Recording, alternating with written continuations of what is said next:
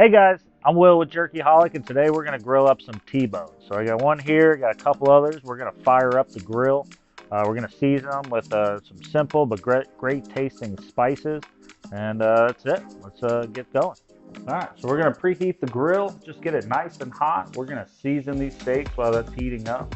Get a nice salt, black pepper, smoked paprika, and some garlic powder. We're just going to make sure you get both sides and then pat that in.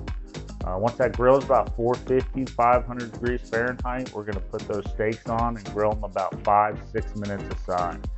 There is some fat, so you might see a little bit of flare up while you're cooking, while that fat drips down to the fire. But otherwise, you should cook pretty evenly. I like pulling about 125 degrees.